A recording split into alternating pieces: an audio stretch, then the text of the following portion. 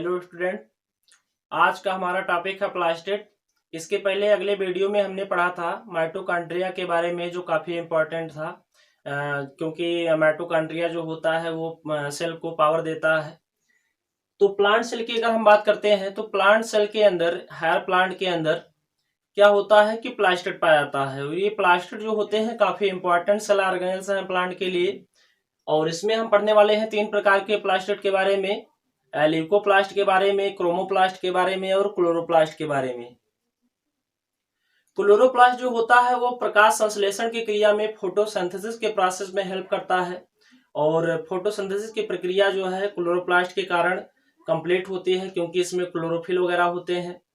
तो इसकी वजह से काफी इंपॉर्टेंट है। इसके हम डिटेल स्ट्रक्चर को पढ़ेंगे और इसकी आणविक संरचना क्या होती है क्लोरोफिल की, उसके बारे में भी हम पढ़ेंगे। तो आइए जानते हैं डिस्कवरी को लेकर, खोज को लेकर कि कौन कौन से ऐसे वैज्ञानिक हैं जिन्होंने प्लास्टिड नाम दिया है और इसकी खोज की है। तो सबसे पहले first time plastid discovered by Haeckel. Haeckel नाम का वैज्ञानिक 1865 में प्लास्टिड की खोज की थी। और इसके अलावा जो प्लास्टिड नेम है, the plastid term was given by Andries Franz helm simper. इनको शॉर्ट फॉर्म में हम कहते हैं AFW सिम्पर। 1885 में सिम्पर नामक वैज्ञानिक ने प्लास्टिड टर्म को दिया था। अब इसके बाद में हम बात करते हैं, जैसे आप माइटोकॉन्ड्रिया में आपने जाना था कि माइटोकॉन्ड्रिया एक सेमी ऑटोनॉमस सेल ऑर्गेनेल्स है, क्योंकि उसमें अपना DNA होता है, उसमें अपना राइबोसोम होता है।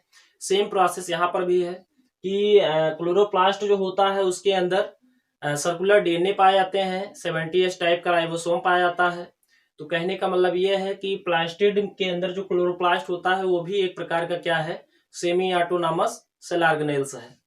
तो सेमी ऑटोनॉमस सेल ऑर्गेनेल्स है ये, और काफी बड़े सेल ऑर्गेनेल्स होते हैं, काफी बड़े कोशिकांग हैं ये। Largest cell organelles in plant, जो प्लास्टिड होता है वो लार्जेस्ट सेल ऑर्गेनेल्स है प्लांट कोशिका में, पादप कोशिका में। इसके अलावा जो प्लास्टिड होता है वो कुछ ऑर्गेनिज्म के अंदर एब्सेंट होता है, जैसे बैक्टीरिया के अंदर प्लास्टिड नहीं होता है। BGA नीले हरे शैवाल यानी कि ब्लू ग्रीन एल्गी, और फंजाई के अंदर प्लास्टिड कंप्लीटली क्या होता है, एब्सेंट होता है। फंजाई कवकों के अंदर प्लास्टिड यानी क्लोरोप्लास्ट वगैरह, क्रोमोप्लास्ट वगैरह नहीं पाए जाते हैं। तो इसीलिए तो ये क्या होता है, हेट्रोट्रॉफिक होता है, विषमपोषी। जो प्लास्टिड होते हैं, टाइप्स ऑफ प्लास्टिड, तो प्लास्टिड 3 तरीके का है, ल्यूकोप्लास्ट, क्रोमोप्लास्ट और क्लोरोप्लास्ट। तो सबसे पहले हम बात करते हैं ल्यूकोप्लास्ट की, जो अंडरग्राउंड पार्ट में वेल डेवलप होता है, क्योंकि सनलाइट अंडरग्राउंड पार्ट में पहुंचता नहीं है, इसलिए वहां पर ल्यूकोप्लास्ट का फॉर्मेशन होता है। तो ल्यूकोप्लास्ट यानी कि आवरणीय लवक। और तीनों प्रकार का कंडीशन जो है वो टमाटर के पौधे में देखने को मिलता है। जो ल्यूकोप्लास्ट होता है वो ओवरी में डेवलप होता है, बाद में ओवरी फल में बदलती है। तो जब कच्चे फल होते हैं तो उसमें क्लोरोप्लास्ट होता है, और जब वो पकता है तो उसमें क्या आता है, क्रोमोप्लास्ट यानी कि वर्णी लवक, और वो रेड कलर का हो जाता है। क्यों हो जाता है, क्योंकि उसमें क्या पाया जाता है, लाइकोपिन। इसके बारे में आपने पढ़ा होगा लाइकोपिन के बारे में, कि इसी के कारण टमाटर जो होते हैं वो क्या होते हैं, लाल होते हैं। तो ल्यूकोप्लास्ट जो होता है कलरलेस प्लास्टिड है, आवरणीय लवक है, वर्णक नहीं होता है, पिगमेंट नहीं होता है। इसके अलावा इनको 3 भाग में बांटा गया है, खाद्य पदार्थों के भंडारण के आधार पर, स्टोरेज के आधार पर। जैसे पहला है एमाइलोप्लास्ट। तो एमाइलोप्लास्ट का मतलब होता है कि वह ल्यूकोप्लास्ट जो स्टार्च को स्टोर रखते हैं, और इसका उदाहरण है पोटैटो यानी आलू के अंदर ये कंडीशन देखने को मिलता है। इसके अलावा एलायोप्लास्ट, तो एलायोप्लास्ट में क्या होता है, ऑयल्स या फैट्स यानी तेल या वसा के रूप में होते हैं खाद्य मटेरियल पदार्थ। और इसका उदाहरण है कैस्टर सीड, अरंडी का जो बीज होता है, कैस्टर सीड के अंदर ये कंडीशन देखने को मिलता है। इसके अलावा प्रोटीनोप्लास्ट, कुछ ऐसे प्लास्टिड होते हैं जो प्रोटीन को स्टोर करते हैं, तो प्रोटीनोप्लास्ट कहलाते हैं। इसको हम एल्यूरोप्लास्ट के नाम से भी जानते हैं, प्रोटीनोप्लास्ट को हम एल्यूरोप्लास्ट भी कहते हैं। और ये प्रोटीन को स्टोर करता है। इसका उदाहरण है मेज यानी कि जिया मेज, मक्का के अंदर एक कंडीशन देखने को मिलता है। क्रोमोप्लास्ट अगला प्लास्टिड है। वर्णी लवक ये क्या है? In chromoplast carotene pigment are present. Carotenoid, sorry carotene नहीं, कैरोटीनॉइड पिगमेंट प्रेजेंट होता है। और ये पिगमेंट क्या है? तो कैरोटीन है। इसके अलावा जैंथोफिल है। इसके अलावा लाइकोपीन है जो टमाटर में देखने को मिलता है। और इसके अलावा जो है एंथ्रोसाइनिन, एंथ्रोसाइनिन जो है इसका मेन पिगमेंट है। तो अब अगर हम बात करते हैं क्रोमोप्लास्ट पाया कहाँ जाता है, तो सबसे अधिक प्रकार का जो है वो पेटल्स के अंदर, यानी कि फ्लावर के जो पेटल्स होते हैं उनके अंदर देखने को मिलता है।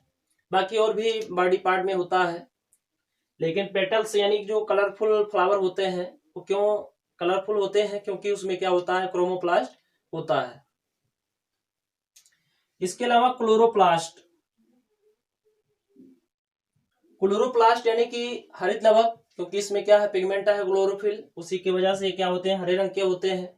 तो क्लोरोप्लास्ट जो है मेन है, इसका डिटेल स्ट्रक्चर हम जानेंगे। सबसे पहले हम बात करते हैं कि क्लोरोप्लास्ट हेल्प इन फोटोसिंथेसिस, यानी क्लोरोप्लास्ट जो होता है प्रकाश संश्लेषण की क्रिया में सहायता करता है, क्योंकि इसके पास अपना पिगमेंट होता है क्लोरोफिल, जिसके कारण सनलाइट को वो ट्रैप करता है। तो सबसे पहले हम बात करते हैं साइज की। साइज क्या होती है? तो 4 माइक्रोन से लेकर 8 माइक्रोन तक इसकी साइज होती है। किसकी? क्लोरोप्लास्ट की। अब हम शेप की बात करते हैं, आकार कैसा होता है। तो हायर प्लांट की अगर हम बात करें तो हायर प्लांट में जो क्लोरोप्लास्ट का शेप होता है वो लेंस लाइक होता है, लेंस लाइक, या ओवल यानी कि अंडाकार, या स्फेरिकल यानी कि ये गोलाकार हो सकते हैं। तो अलग अलग साइज में वेरिएशन होता है। इसके अलावा अगर हम शैवाल की बात करें, एल्गी की बात करें, तो उसमें काफी वेरिएशन देखने को मिलता है। जैसे कप शेप्ड क्लोरोप्लास्ट किसमें होता है? क्लेमाइडोमोनास, ये एक कोशिकीय शैवाल है क्लेमाइडोमोनास, इसके अंदर कप शेप्ड का क्लोरोप्लास्ट देखने को मिलता है। इसके अलावा रेटिकुलेट यानी कि नट लाइक ओडोगोनियम में देखने को मिलता है। स्पाइरल यानी कि सर्पिलाकार, ये स्पायरोगायरा में देखने को मिलता है।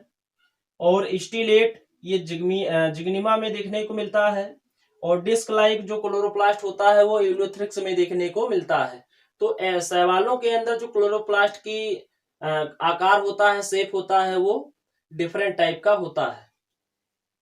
अब हम बात करते हैं नंबर की, यानी क्लोरोप्लास्ट की जो संख्या होती है कोशिका में वो कितनी होती है। तो हायर प्लांट के अंदर जो क्लोरोप्लास्ट होता है वो 20 to 40 क्लोरोप्लास्ट, यानी कि 20 से 40 क्लोरोप्लास्ट एक कोशिका के अंदर पाए जाते हैं, प्रत्येक कोशिका के अंदर।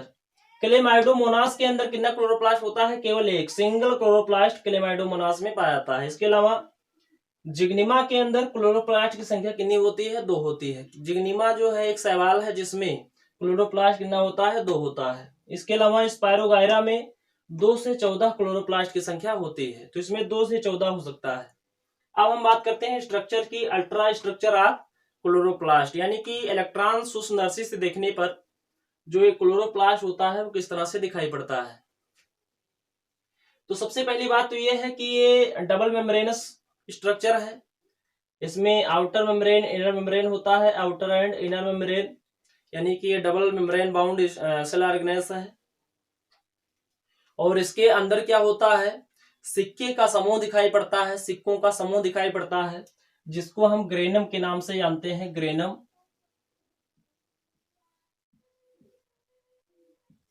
ग्रेनम के नाम से जानते हैं। तो बहुत सारे सिक्के जैसे संरचनाएं होती हैं जिनको हम क्या कहते हैं? ग्रेनम कहते हैं। और जो खाली स्थान होता है वहां पर क्या होता है? स्ट्रोमा होता है। तो स्ट्रोमा के अंदर क्या होते हैं? सर्कुलर डीएनए पाया जाता है, वृत्ताकार डीएनए होते हैं। इसके अलावा 70S टाइप का राइबोसोम होता है जो प्रोटीन संश्लेषण में भाग लेता है। और एक ग्रेनम को दूसरे ग्रेनम से जोड़ने वाली कुछ संरचनाएं होती हैं जिसको हम कहते हैं स्ट्रोमा लैमेली। क्या कहते हैं? स्ट्रोमा लैमेली, या इसको जो है हम फ्रेट चैनल के नाम से जानते हैं, फ्रेट चैनल। स्ट्रोमा लैमेली को ही हम फ्रेट चैनल के नाम से जानते हैं। अगर हमें एक ग्रेनम को निकालने बाहर तो एक सिक्कों का समूह दिखाई पड़ेगा जो ग्रेनम है। और ग्रेनम के अंदर क्या होता है? थैलाकॉइड होते हैं, और थैलाकॉइड में बहुत सारे क्वांटासोम पाए जाते हैं। अब हम बात करते हैं कि क्लोरोफिल छुपा कहाँ होता है। देखिए क्लोरोप्लास्ट में साधारण क्लोरोफिल नहीं दिखाई पड़ता है, ये काफी गहराई में छुपे होते हैं। तो सबसे पहले आप बात करते हैं एक क्लोरोप्लास्ट। एक क्लोरोप्लास्ट में 40 से 60 क्या होते हैं, ग्रेना होते हैं। मतलब एक क्लोरोप्लास्ट के अंदर जो ग्रेना की संख्या होती है कितनी होती है, 40 से 60 ग्रेना होते हैं। इसके अलावा अगर हम एक ग्रेना की बात करें, इन ग्रेना 30 to 100 थैलाक्वाइड मेम्ब्रेन होता है। कितना, 30 से 100 की संख्या में, एक ग्रेना के अंदर 30 से 100 की संख्या में थैलाक्वाइड होते हैं। और एक बात आपको ध्यान देना है कि मेंक नामक वैज्ञानिक ने थैलाक्वाइड के बारे में बताया था। अब हम बात करते हैं एक थैलाक्वाइड के बारे में। इन थैलाक्वाइड यानी थैलाक्वाइड के अंदर प्रेजेंट क्वांटासोम क्या पाए जाते हैं, क्वांटासोम पाए जाते हैं। क्वांटासोम के बारे में दो वैज्ञानिकों ने बताया था, पार्क ने और बिगिंस ने। याद रखिएगा, ये कंपटीशन में क्वेश्चन आता है। क्वांटासोम के बारे में किसने बताया, पार्क और बिगिंस ने बताया। क्वांटासोम कहाँ पाया जाता है, थैलाक्वाइड में पाया जाता है। थैलाक्वाइड कहाँ पाया जाता है, ग्रेना में पाया जाता है। और ग्रेना कहाँ होता है, क्लोरोप्लास्ट में होता है। अब क्वांटासोम में क्या होता है, तो एक क्वांटासोम के अंदर 230 से 250 क्लोरोफिल होते हैं। एक क्वांटासोम के अंदर 230 से 250 क्लोरोफिल की मात्रा होती है। अब इसके बाद में in each molecules of chlorophyll, यानी प्रत्येक क्लोरोफिल अणु में क्या होता है, प्रेजेंट हाइड्रोफिलिक पायरोल जिसे कहते हैं, हाइड्रोफिलिक पायरोल। इसके अलावा Mg होता है, एक मॉलिक्यूल Mg होता है। और इसके अलावा हाइड्रोफोबिक, जिसको हम फाइटोल कहते हैं, फाइटोल चैन पाई जाती है, जिसकी वजह से ये काफी जो है एक्टिव होते हैं, काफी सक्रिय होते हैं, सनलाइट को ट्रैप करते हैं। और उस सनलाइट को ट्रैप करके क्या करते हैं, प्रकाश संश्लेषण की प्रक्रिया में सहायता करते हैं। एक चीज और ध्यान देना है कि जो ग्रेनम है, तो ग्रेनम के अंदर क्या होता है, लाइट रिएक्शन होता है, यानी प्रकाश क्रिया होती है वो क्लोरोप्लास्ट में कहाँ होती है, तो ग्रेनम के अंदर होती है। इसके अलावा लाइट इंडिपेंडेंट रिएक्शन जो होता है, यानी जिसको हम डार्क रिएक्शन के नाम से जानते हैं, तो डार्क रिएक्शन का प्रोसेस कहाँ होता है, वो स्ट्रोमा में होता है। स्ट्रोमा में क्या होता है, डार्क रिएक्शन। तो डार्क रिएक्शन होता है स्ट्रोमा में, और लाइट रिएक्शन कहाँ होता है, ग्रेनम में होता है। तो प्रकाश संश्लेषण की प्रक्रिया में दो रिएक्शन होते हैं, एक प्रकाशिक अपक्रिया होती है, दूसरा अंधकार अपक्रिया होती है, जिसको हम इंग्लिश में लाइट रिएक्शन और डार्क रिएक्शन के नाम से जानते हैं। अब हम बात करते हैं different type of chlorophyll. Chlorophyll कई प्रकार के होते हैं, जैसे chlorophyll A, chlorophyll B, chlorophyll C, chlorophyll D, chlorophyll E. इसके अलावा bacterio chlorophyll A, bacterio chlorophyll B और बैक्टीरियो वेरेडिन, कई प्रकार का क्लोरोफिल पाया जाता है। अगर हम बात करें क्लोरोफिल ए की, तो क्लोरोफिल ए का जो अणुसूत्र होता है वो C55H72O5। इसके अलावा नाइट्रोजन 4 होता है, N4। और इसमें क्या होता है, Mg होता है। सबसे ज्यादा पाया जाता है, 75% इसकी मात्रा होती है। इसके अलावा इसमें जो है फंक्शनल ग्रुप है कंटेन CH3। क्लोरोफिल ए में क्या होता है, CH3 पाया जाता है। इसके अलावा क्लोरोफिल, अगर हम बी की बात करें, क्लोरोफिल बी, तो इसका अणुसूत्र है C55H70O6N4 और इसमें भी क्या है, Mg है। इसके अलावा ये 25% होता है, उसमें एल्डिहाइड ग्रुप होता है CHO, क्या होता है, CHO। इसके अलावा क्लोरोफिल सी की अगर हम बात करें, तो क्लोरोफिल सी का अणुसूत्र है C35H32O5N4 और इसमें भी क्या है, Mg है। इसके अलावा क्लोरोफिल डी की बात करें, तो इसमें क्या होता है, C54H70O6N4 और इसमें भी क्या है, Mg है। इसके अलावा क्लोरोफिल ई जो होता है वो जैंथोफाइसी, यानी क्लोरोफिल जो होता है ई वाला, क्लोरोफिल ई जो होता है वो शैवालों के क्लास में जैंथोफाइसी में प्रेजेंट होता है। तो ये आज का हमारा टॉपिक था प्लास्टिड के बारे में। अगले वीडियो में हम बात करेंगे एंडोप्लाज्मिक रेटिकुलम के बारे में। तो हमारे चैनल को आप लोग सब्सक्राइब करिए, लाइक करिए और कमेंट करिए। धन्यवाद।